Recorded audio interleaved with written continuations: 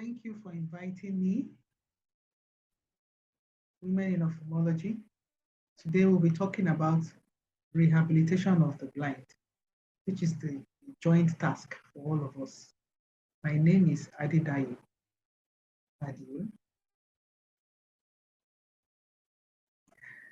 I don't have any financial disclosures. By way of introduction, vision, the most dominant of our senses, plays a critical role in every facet and stage of our lives, but we tend to take it for granted. Without it, we struggle to learn, to walk, to read, to participate in school, and to work. It has serious consequences across the life course.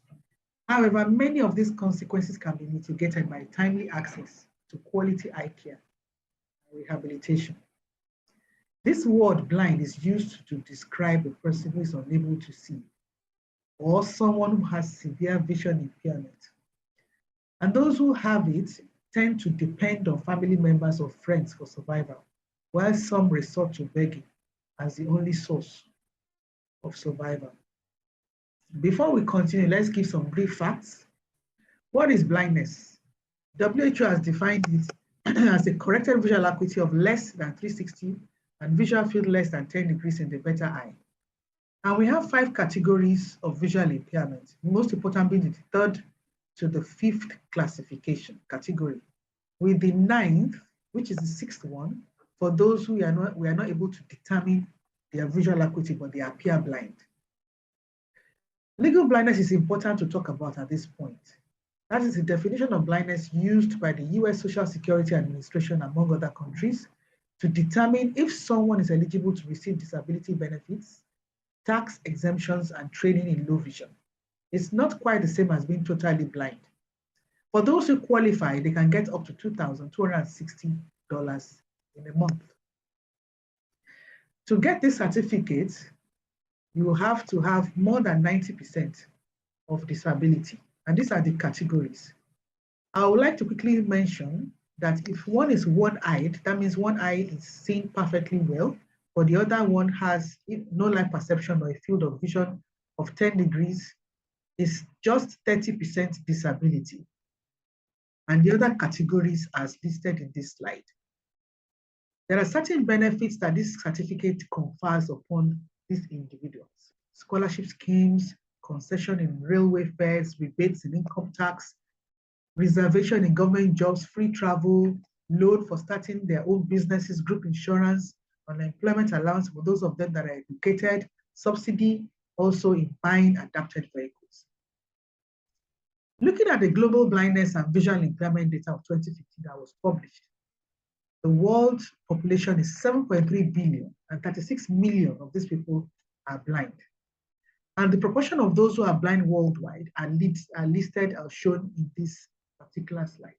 Worthy of note is glaucoma, which is one of the most significant causes of irreversible blindness worldwide.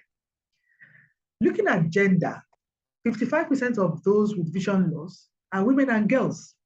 So the women have the short end of the stick in this. Then the burden is greater in low and middle income countries and underserved populations, migrants, indigenous peoples, persons with certain kinds of disabilities, and in rural communities. Population growth and aging, along with behavioral and lifestyle changes and urbanization, will also increase the number of those who will go blind in the coming decades. It's important to remind ourselves that 90% of the world's visually impaired live in low and middle income countries, with up to 75% of those who are adults avoidable through prevention and treatment. I'm happy to say that infectious causes have decreased globally, and also blinding trachoma has decreased significantly to 80 million presently. Looking at Nigeria itself, where we are, Nigeria being one of the 10 most populated countries in the world, there are 1.13 million individuals aged 40 years who are currently blind in Nigeria. This is a very large sum of people. And this gave us a 4.2% prevalence in the sample that was used. And if you look at the entire number of the people of all ages, the prevalence of blindness was found to be 0.78. It's important to also mention in this particular summary, that's a survey, that the Southwest geopolitical zone has the lowest prevalence of blindness, and the Northeast had the highest, up to 6.1. You can see the implication of this. The common causes of blindness I've shown here, and also in children. Worthy of note is the new kid on the block, retinopathy of prematurity. Children up to 1.5 million are blind worldwide, with 50 million avoidable by early treatment and correction at birth. These are some of the causes. And it's important to also mention Stevens-Johnson syndrome, where people use drugs indiscriminately, leading to blindness in these individuals. Retinoblastoma is also important. We don't have many centers who are able to manage this in the country currently. What makes it burdensome is the number of life years that these children have to live. Vision plays an important role during the development of communication, interaction, and bonding, spatial awareness, oculomotor functions also. And you should never forget the impact of a pair of glasses. That is why I'm so passionate about school eye health also. Not forgetting those with moderate to severe birth asphyxia. These are people that also suffer vision-related problems. So the impact of vision loss is far-reaching. It extends beyond the prevalence of blindness and vision impairment. For those who are completely blind, vision loss often represents a lifetime of inequality. They are faced with poorer health, barriers to education, employment, and those who have to care for them also, they have that problems of increasing the family's risk of poverty. Also, the impact is also felt at the national level, where vision loss can lead to economic deficits and increased direct and indirect costs to the health sector. However, it's not all bad, which is a good thing. Loss of vision, we thank God, is not loss of memory. The blind can live to a very large extent independently, as the individuals are able to accommodate or manage the vision loss that they suffer through rehabilitation programs. What efforts have gone into doing this within this country? I myself have been able to arrange with some of my colleagues and myself to do radio programs. Some of the students have gone to do radio programs, grant interviews. We've also gone to fairs and exhibitions to sensitize people on what blindness is all about, so that the community will know more about blindness and they should not react and think that it's a disability that cannot be overcome. We've been able to visit other centers where they rehabilitate blind people. And we've encouraged excursions by children who are sighted to the rehabilitation center, teaching them what other people who are visually impaired have to go through to be able to blend into the society. Also, we organize annual low vision trainings and teach the children how to type. And these are some of our graduates that finished at different times. We also organized annual sports meetings. We encourage visits by chiefs and go to visit other chiefs in their palaces so that they can sensitize the people who are their subjects, that they should know that there is a rehabilitation center in their environment. Webinars such as these are also important to be able to sensitize people, our colleagues also, some of those who may not know that it's important to refer, instead of dodging the person that becomes blind under our care, to refer them to rehabilitation centers. So what do we offer? Targeted training to purposefully prepare and equip prior to entering or continuing formal education. So this is a process that enables individuals with visual impairment to reach and maintain optimal psychological, physical, intellectual, psychological, as well as economic well-being in life. Rehabilitation also entails an active process whereby the blind person is helped to become an independent and useful member of the community. It also improves the psychological well-being of that person, as well as making him or her an active contributing member of the society. So those who are blind, then it depends on whether their rehabilitation depends on whether they are blind at birth or at a very young age, or whether it was developed later in life. Those who are born blind have to receive special education about how to function without sight. This makes them well adjusted. If you ignore this, it becomes a challenge later in life. However, those who become blind later in life must learn new ways of dealing with daily living. So it's important for us to let us know this term, rehabilitation and habilitation. Rehabilitation refers to patients that have been able to see before and then they lost vision. Now they have to relearn how to appreciate vision and vision-related tasks. Then habilitation refers to patients that have never been able to see before in life or lost vision very early in life before establishing any memories and now needs to learn concepts that sighted people take for granted. So what are the goals of rehab? Restoration of functioning to some extent, ranging from reading and writing, that's Braille skills, social integration, then restoring hope, thereby removing fear and suicidal tendencies. You won't believe some of them coming suicidal. Then independent living. This refers to a large extent, them living independently and being self-reliant economically. And then the services, other services that are available, Braille education, typing, daily living skills, orientation and mobility, and so on and so forth. Even music lessons, vocational craft work, and so on. So communication includes reading and writing, typewriting, using job access with speech software, which converts text to speech. Then we also teach them Braille, which is a system of communication with 6 raised or embossed dots on the paper that you can read using tactile methods, using your fingers.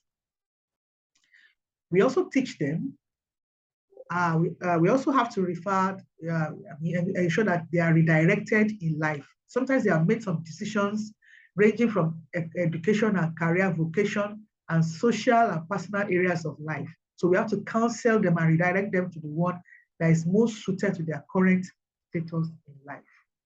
Also, independent living skills are also taught. These are daily routine skills that must be acquired by those with visual impairment in order to adjust and manage themselves at home and outside. And this has to be deliberately taught. It's not something that you assume. It's also referred to as daily living skills, and it includes financial management, personal self-care, home modification, using their devices, their phones, to be able to do WhatsApp, Facebook, Instagram, recreation and leisure activities that are suitable to their condition.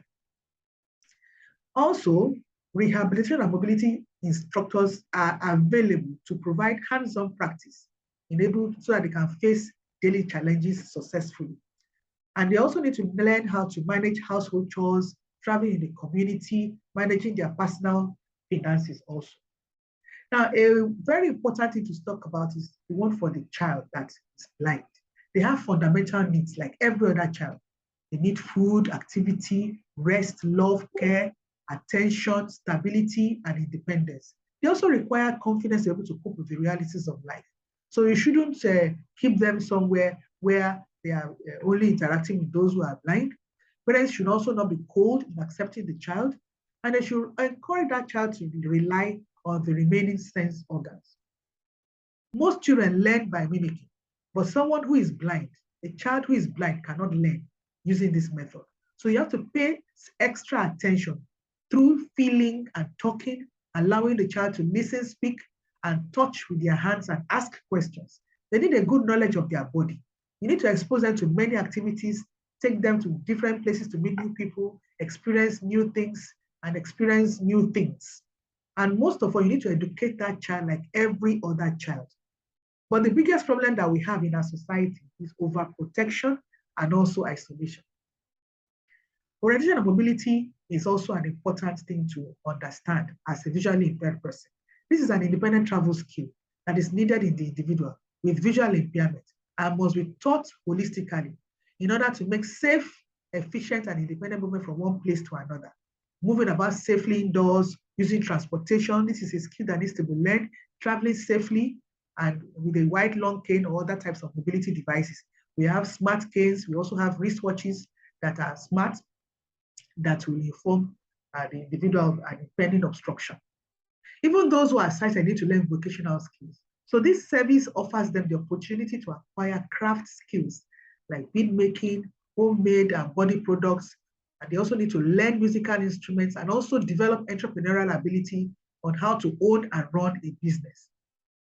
So we should also help them to register their businesses also. So also getting back to work after they have lost vision or breaking into the workplace as a job seeker is also very important. They need to learn all these things. So inclusive education is very important. This is a process whereby regular education classes are combined with special education services in a regular system. We have two models, the full one and the partial one.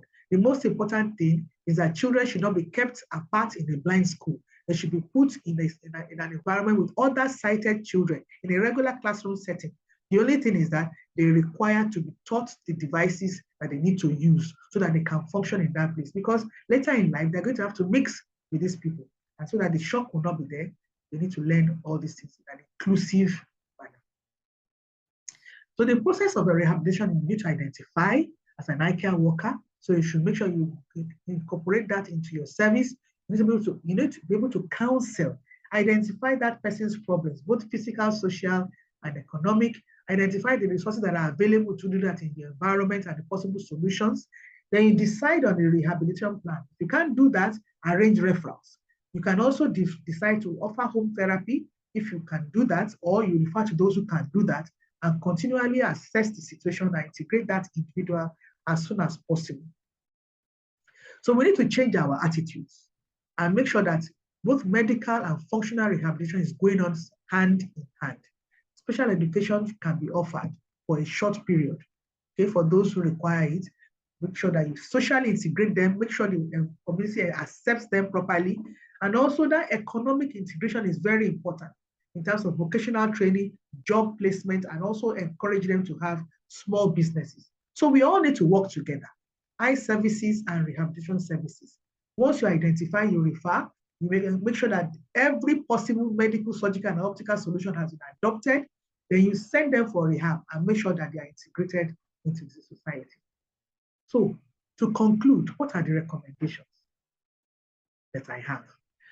Ophthalmologists, teachers, in particular, school counselors, optometrists, opticians, and other medical experts are responsible for this particular situation. They need to be able to refer appropriately. These individuals that have been certified blind have the opportunity for rehabilitation. They should not be kept at home. Refer them to the available institutions, available centers, and NGOs, particularly TLEC Rehab if you wish, to offer and prepare them for inclusion.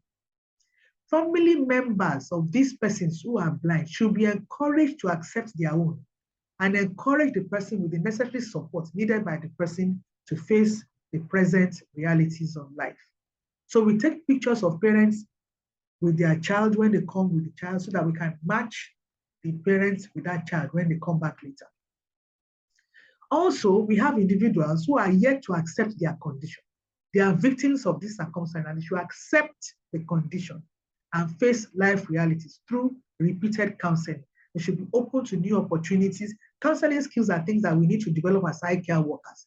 The society also, that person's environment, the church, the school administrators should also understand about visual impairment and rehabilitation issues and be able to accommodate the blind. Some schools don't want to even know what, they don't want to accommodate those who are not able to see. And some other schools will keep blind children and keep pushing them from class to class, teaching them, not knowing what to teach them in a non-sighted, non-visual manner, thereby confused. When they now have to do public exams, they now get stuck and start looking for rehabilitation. Also, the government policies should take into account the existence of these individuals with visual impairment.